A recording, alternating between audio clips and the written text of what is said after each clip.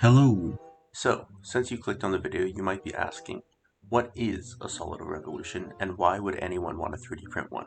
A solid of revolution is a 3D shape that is formed by revolving some 2D shape around something. In math, that usually means the x or the y axis for convenience. And why did I decide to do this? So I was in calculus class one day, which is, never a good start. But in the class, the teacher was trying to describe these, and he was flailing his arms around like crazy. And as funny as that was, I thought it would be easier to just design some, 3D print them, and just pass them around whenever he needed to show what they were. And then I thought it was going to be an easy project, and it would be great. It was not easy.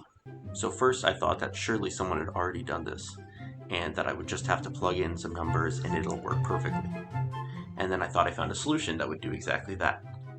It was called GeoGebra. So GeoGebra is, among other things, a 3D math calculator, and it has this tool called a surface of revolution, and you can download things that you make in the program as STL files, which are 3D printable. So it seemed perfect. But I just couldn't get it to work, and after several very frustrating hours trying to, I gave up on it. So my next idea was to just brute force the thing, draw out some curves manually, make them into a 2D shape, and then rotate that around something to get the 3D shapes. But that wouldn't give me very good models, and it would take forever, and it would be unpleasant to do. But then I remembered this program I'm not very good at called OpenSCAD, and it basically lets you make 3D designs by programming them in like you would do with code. And it has this tool called polygons, and you can make basically any custom shape by defining points and coordinates. But I would have had to calculate all of those out by hand, which was painful. But doing a bunch of painful calculations by hand is a common problem, and luckily in this case it's one that's already been solved, and I'm sure there's a better way to do this, but I just did it in Excel. So I took the value for whatever function I was trying to make at the time, I made Excel calculate a bunch of y values, and I lined them up with a bunch of x values, and bam, I had coordinates. And then I ran into my next issue, which was that OpenSCAD doesn't like direct coordinates. It has to have them in its fancy format with its brackets and its commas. So I had to put the formulas into brackets and commas to get them to work. And I found a way to do that in Excel instead of having to do it all by hand, which was also something that would have been extremely painful to do, even worse than just doing everything by hand.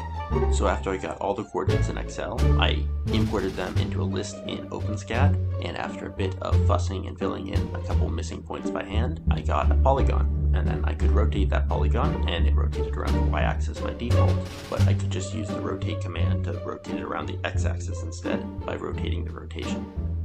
And bam, I rendered and downloaded the models, and then I was ready to start trying to 3D print them. And the first 3D print I did failed miserably because I used the complete wrong settings. I had the temperature way too hot, the speed way too fast, and it was kind of a mess. The layers didn't really bond to each other properly, and a raft that I left on by accident, completely fused to the bottom of the prints, which was less than ideal. And in tearing them off, I just teared off layers of the print. So I decided to print them again, and I learned a lesson with the models I had, and they were all way too light because I didn't have very dense infill. So if you nudge them, they'd go flying across the table and onto the floor. So I upped the infill and corrected the settings I had wrong, and they printed great, and you can see them now in the pictures. So, project success. But then I decided I hadn't suffered enough and that I should try to make a YouTube video out of this, which I don't really know how to do, and it's the one you're watching right now, and scrolling across the screen and saying that I should say hi to you guys, so hi.